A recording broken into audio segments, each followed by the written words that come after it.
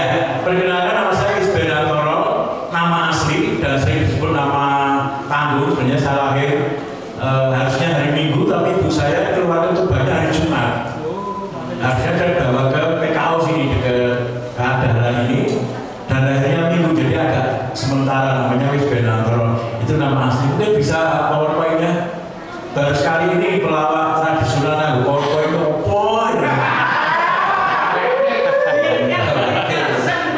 ini kemajuan ini. Oh, saya bikin sendiri ya, kadang-kadang ya mumet-mumet. Iya, ya. Dekatnya di TV masih sedih, Mbak, masih sedih.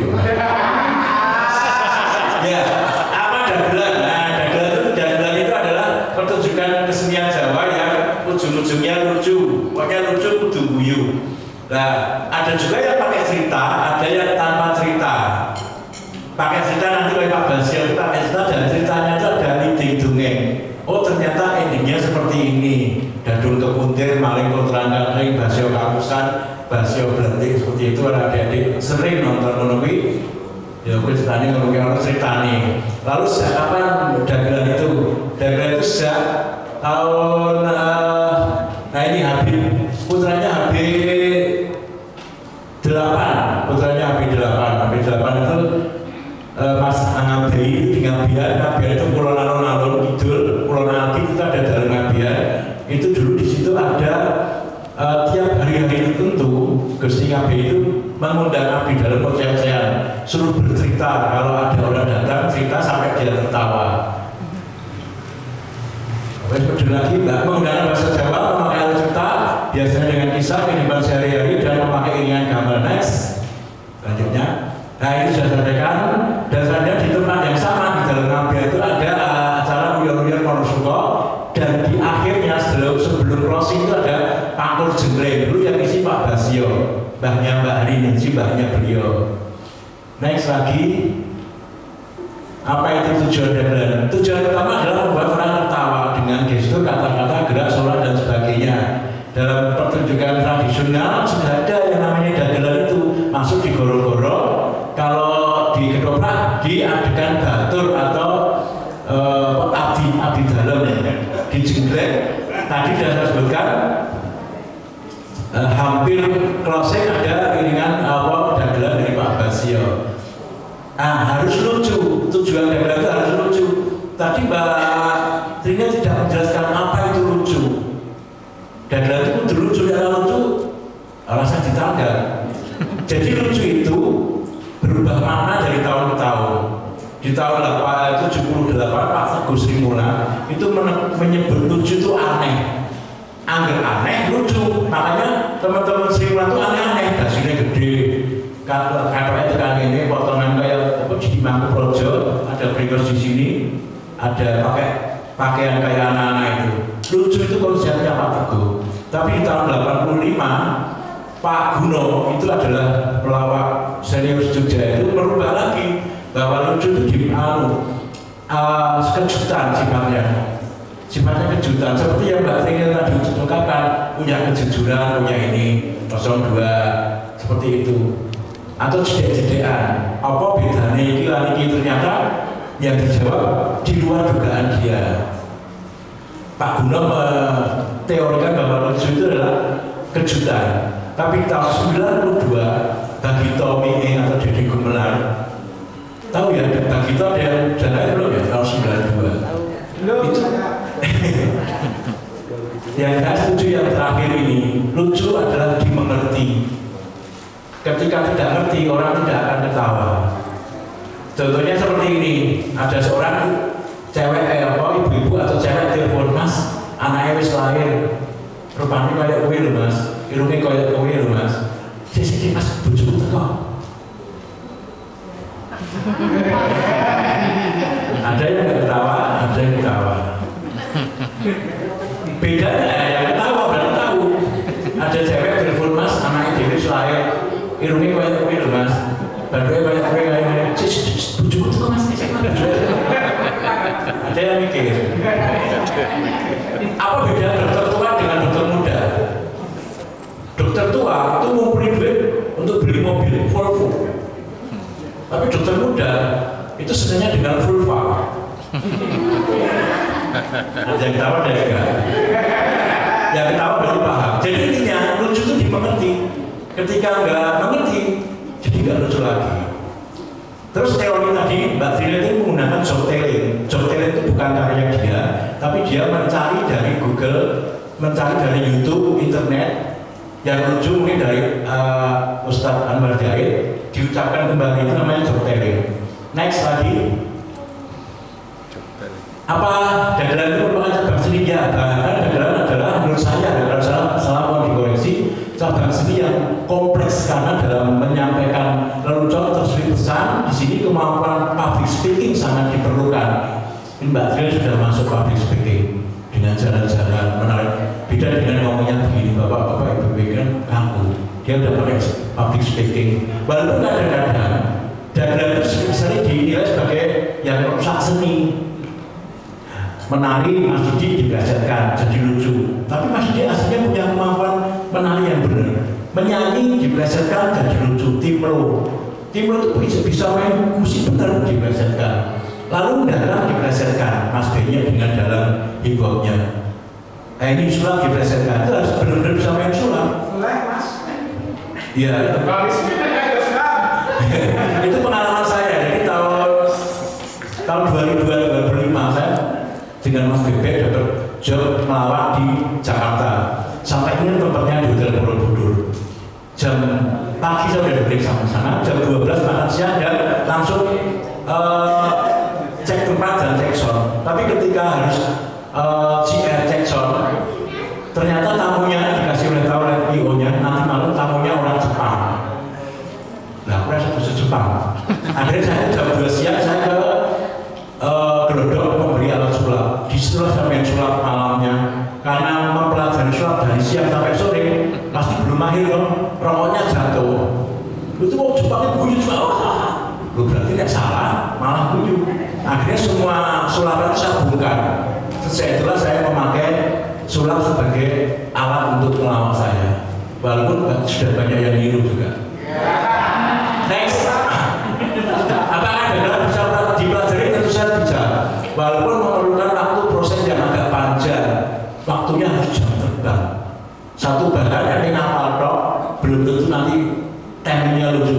Karena dagelan tidak ada tempat kursus dan kurikulumnya serta target dari dagelan itu harus membuat penonton tertawa. Kalau enggak, mesong lah. Oke, dagelan sangat beda dengan cabang seni yang lain. Misal seni suara, nyanyi. Mbak Ari nyanyi di sini nyanyi apa misalnya? Apa nyanyi lagu Nemu di situ. Terus besok ada job di luar sana, nyanyi lagu yang Nemu lagi, tepuk tangan. Terus di depan 2 hari kemudian nyanyi lagu Nemu lagi, tepuk tangan. Tapi kalau lawak nggak bisa. Besok Mbak Trina dengan bahan yang tadi, yang bahan Anwar Jahid tadi, sesuatu yang selalu wes tahu gitu. Tidak bisa ditonton ulang, harus diperhatikan. Nah ini harus diperhatikan, tidak bisa disambi makan. Paling susah itu ngelawak di acara wedding Chinese manten Cino. Wes orang lucu itu. Disambi makan 9 menu masakan. Kira-kira atau meneh, sampai 9. Pelawai nggak bisa ngelawak itu. Itu yang dikatakan Pak Basio, mbahnya Mbak Arin itu. Lewat guru saya. Jadi Pak Basio, lalu Pak Ding Abdul, saya ngantri pada Pak Ding Abdul. Dagelan itu likeh. Saya dagel, ininya mati, nggak lucu. Dagel, rengoror tabrak, rengoror kabeh yakin aku orang. Dagel orang mabuk nggak panggung orang lucu. Dagel nyinggung wong. Saya pernah manggil teman nyinggung wong orang. Jadi nenggon manten, muni wah seneng ibu mantennya kok. Nek awak dhewe kan kowe menten sik ta Bu, bulane menten sik mantene. Pas main kan mbahku PC. Ternyata mbah ini manten PC tenan manten. Itu pernah kejadian. Jadi hati-hati. Oke, next. Bagaimana cara menjadi dagelan? Kalau disuruh untuk urut-urutan, ini luapan hati. Kalau disuruh menulis urut-urutan atau step by step-nya agak susah. Tapi kalau sekedar berbagi pengalaman, sejak awal mencoba mendagel sampai sekarang akan saya ceritakan.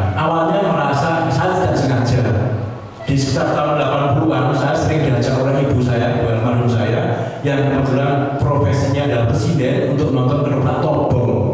Untuk itu, waktu itu terkenal dengan ketoprak Sabta Mandala, gambar dan 7 pimpinan Pak Bagong. Di pertunjukan ketoprak Tobong itu berbagai macam adegan tersaji, keraton, perang, tarian, gandrung, dan juru taman atau dagelan batur. Dulu yang joget itu baturnya itu kalau enggak mbahnya Mas Piro, Pak Sopo Pardi, saya lupa namanya, mbahnya Mas Piro. Nah, di adegan dagelan atau juru taman ini yang paling saya sukai, paling saya pakai, saya perhatikan, karena setelah itu saya tidak nonton lagi, saya keluar. Waktu itu dalam hati saya berkata, wah seneng ya, jadi juru taman, ahli batur, dan kadang-kadang dapat saweran, yang kopi, tepuk tangan penonton itu seneng banget. Dan kadang dilempar rokok, kalau minta gede, minta lagu itu dilempar rokok.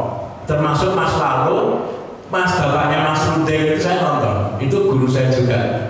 Pelawak yang ngikutin saya, pelawak senior Al-Fatihah buat Mas Daryadi. Itu yang Mas Daryadi nuntut ke saya. Pak Maroto saya enggak, Mas Daryadi yang nuntut ke saya. Oke, next lagi. Mencoba-coba. Nah, ini di tahun 98 saya bikin grup namanya Jeng Jeng Jus. Anggotanya saya, Sehono, Mas Sehono itu, Sugeng Surono, Pak Duku Berba, Ruli, dan Isi dan Mbak Ate almarhum waktu COVID. Mulai dari lomba antar SM di komplek itu kan ada SMKI, SMSR, SMM. Saya juara 1, kita juara 1 Jeng Jeng Jus. Sampai menyebar ikut lomba antar sekolah di luar komplek, antar grup, antar kota, antar provinsi. Saya ikuti semua dan juara. Next. Nah, dari juara itu senang karena dapat apa? Dapat piala, terus penyerahan piala di hari Senin pas upacara, dapat piagam, dan dapat dulu namanya apa ya?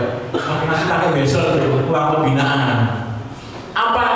Dadaran apa latihan? Ya, dadaran harus latihan. Waktu mau ikut salah satu lomba apa, grup kami dipanggil oleh Bapak Suwaryo. Pak Suwaryo itu sedang AR di rumahnya. Kami ditanya, apakah sudah latihan? Kami jawab dengan kompak belum. Dan seketika kami berbaru itu dimarah-marahi karena harus latihan. Dan latihan pertama oleh Pak Waryo, latihan hari kedua itu teman-teman kenal semua. Itu guru saya juga, namanya Bunda Nusantoro. Itu guru saya pelawak. Dan mulailah guru saya selalu latihan kalau mau lomba atau pentas tahun depan atau PJ. Next. Step by step menuju dagelan. Nah ini tadi Mbak Daniel bilang apa? Menghormati, atau sahabat tadi belajar, terus apa tadi yang bawa 3. Gak usah banyak. Senang hobi dengan hal-hal yang lucu, nonton lawak, nonton truk dagelan, hiburan, stand up, baca, mendengar cerita humor. 2, senang menyampaikan cerita humor, joke telling. Mbak Daniel ini joke telling. Jadi kalau sering lihat kan ada di WA itu ada joke atau grup-grup apa dagelan-dagelan no? Gitu. Nah itu ceritaan kembali dan Anda menuai tawa. Ketika Anda menuai tawa artinya ada kebahagiaan dan kesenangan itu udah ada bakat di situ. Mengerti esensi lucu dari suatu peristiwa yang dilihat. Lucu ini yang gitu. Kalau sudah ngerti lucu ini yang gitu, karena ada tragedi akan jadi komedi. Contohnya ini. Mas Sino, Dara Sino itu punya 2 pengerawit yang sewu matanya buta. Pengendir sama penyaron itu buta. Saya di situ waktu itu. Kalau lihat orangnya pasti susah, sedih karena ada orang buta kan cacat dan sewu ya. Ini ngomongan omanya biasa, tapi saya guyu. Dinai kopi, saya botol kono dinai kopi. Ayo kan, kopi-kopi kan. Ya mungkin, wah dia kan pading piye ngomong botol ini pading. Nah itu saya guyu, jika botol ini pading gitu. Itu. Terus kemarin baru saja dapat kemarin, namanya penceng itu rabun matanya. Jadi kalau jalan itu karena penceng, namanya itu kan jalan begini, menurut tembok Spiderman itu. Ibu saya meninggal, penceng ketemu saya di jalan ke rumahnya penceng. Oh sorry yuk. Bukan pressure tekorono, batin gue tekorono ya tabrak gue orang jalan itu lucu buat saya. Kelucuan-kelucuan yang misalnya tragedi gempa, sampai mengalami gempa oleh mayitnya pas dibusi tsunami, mayitnya tarik itu, tarik tinggal mayitnya engkau nek kali nek wong kena banyu ben ora nganggur-nganggur. Itu kalau diceritakan dulu sedih Pak. Tapi ketika udah berjalan waktu berapa puluh tahun diceritakan, oh iya biar gue ngaku ya tak taleni ya. Seripah misalnya, seripah itu sedih, tragedi, tapi kalau bertambahnya waktu jadi lucu. Namanya Pak Handung Sudarsono, itu adiknya Pak Bagong. Ketika bapaknya Mas Hari Darmo meninggal, Pak Handung itu beri sambutan. Para jenazah ingkang kula hormati, Bapak Nato menika nilaraken putra gangsal lima sedaya. Kuwi nek nek kula diundangke Pak Handung risu. Nek ana tambahan waktu, Pak Handung guyu, "Oh, aku menika oh tak ngerti para jenazah kok." Terus meninggalkan putra gangsal lima sedaya, kabeh 5 anak kabeh. Next. Apakah dagelan bisa diteorikan? Nah ini orang-orang negeri mas sudah bisa menirukan ini, namanya Grady dari Australia di tahun 2009 bisa, dan ternyata teknik-teknik yang dipakai skena komedi itu sudah dipakai oleh Pak Basio, Mbahnya Mas Hari, Mbah Hari itu rule of three, itu teger itu rule of three teori ini, siji loro teger ini loro hiji loro ger. Kowe dipacar ana bapak nakoni anake lanang. Pak, aku dipacar, Pak. Wah, ibumu setuju, bapak setuju. Setuju. Ibu, bocah seneng, Pak. Pacarmu cantik, cantik begitu. Jadi anake lanang nakoni kowe dipacar, gue Pak. Bocah ya seneng, aku ya seneng. Ibu ya setuju, cantik, cantik begitu. Nah, saya paham, ngerti guyu. Nek Darmo ora guyu. Darmo ngerti. Gimana saya? Ono meneh. Kowe poso. Wah, aku jelas taat selalu poso wae. Iki bukan di aku ning ayam goreng Suwardi. Kowe di aku ning bakso Kornelan. B2. Nah, bener kan? Jadi lucunya dimengerti ketika nggak ngerti. Ojo nyoba-nyoba untuk bahasa ngono ora ngerti. Jadi Mbak Trina pagi ono sik nangga. Ono one venue. Nah, ingat kowe. Oke ya, bartender tadi saya bartender sudah ya. Dan dokter putih bartender Basio ngrasani sih Abdul bocah kok ngene turu karoke bapakne disuwek-suwek kaya ngopo iku. Roasting. Ini jarang-jarang dilakukan. Nah, cuma Basio rasani Abdul itu roasting. Roasting itu membuat pelawak stand up namanya Kiki Saputri itu terkenal banget loh, karena dia roasting. Ngelak-ngelak ini cek dia senang. Contohnya Darmo ini kan kok ora kayak gini kurang rutin misalnya. Terus jadi ada pembaliknya, dan itu membuat orang senang, namanya roasting, ngece bully. Oke, lalu act out. Nah, Mbak Juni tadi udah act out, udah ini barang ini Jutaman menari Bambang Sakil, nari dia ditusuk dewi. Jadi orang ditusuk Janono ini ditusuk Sakil dewi, itu act out. Callback itu cerita sabun. Nah, kalau saya ngerti cerita sabun, Mas Suke ngerti mesti. Penami ganti sabun ya. Tapi ya diterkeli oke udah ayu. Kaya menembak aku sabun. Dibareng digosok kayak gini, pedul saya ya. Kaya menembak aku sabun. Jadi kata sabun itu diulang-ulang. Yang namanya callback. Riffing, riffing itu dilakukan oleh Junedi. Seperti tadi Mbak Trinil itu harus lihat penontonnya sopo, sedegawe sopo, acaranya opo.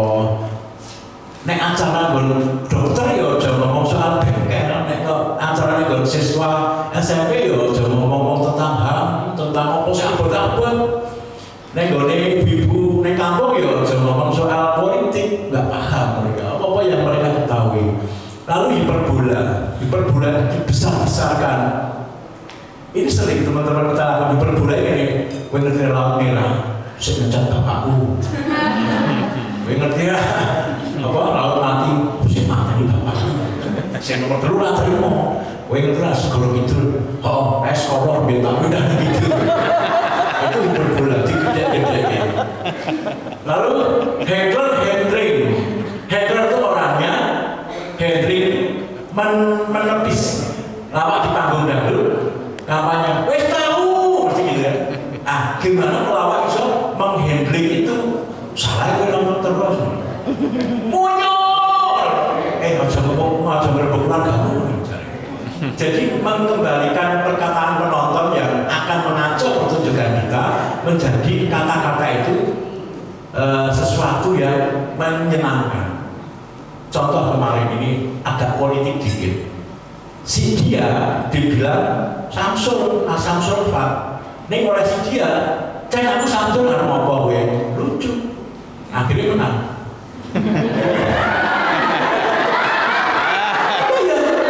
Iya, benar.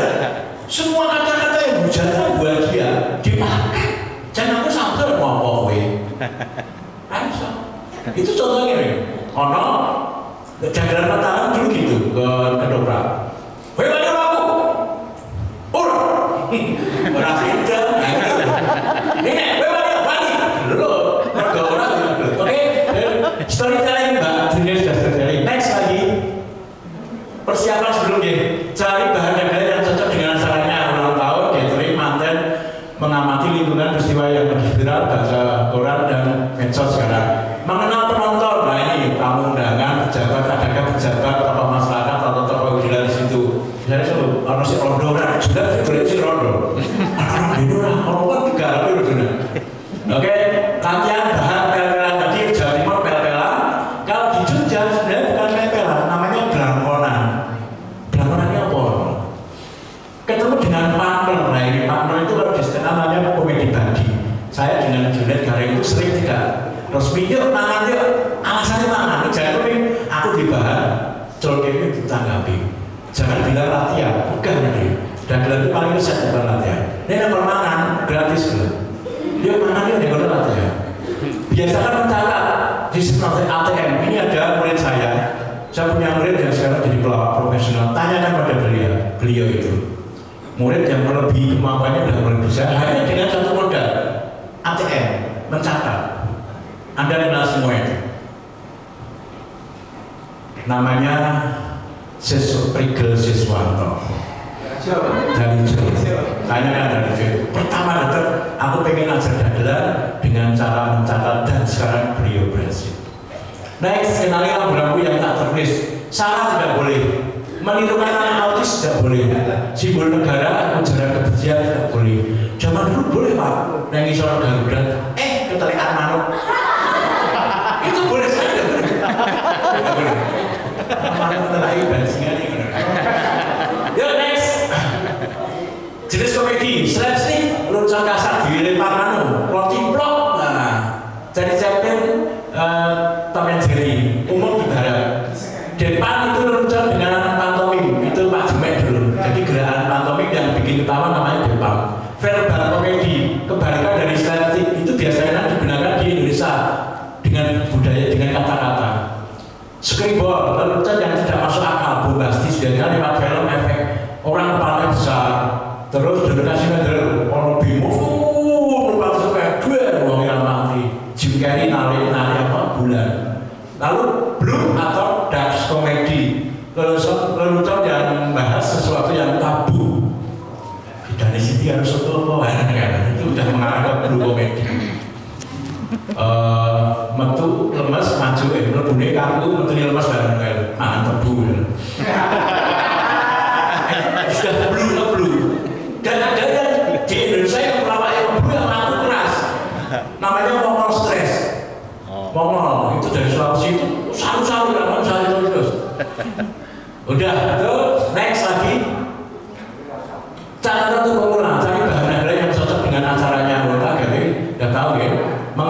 Mengikuti peristiwa yang sudah viral, mengenal penuh. Tadi sudah ini ATM. Sudah, Taman Budaya 17 Mei 2004. Terima kasih. Saya Wisden. Wassalamualaikum warahmatullahi wabarakatuh.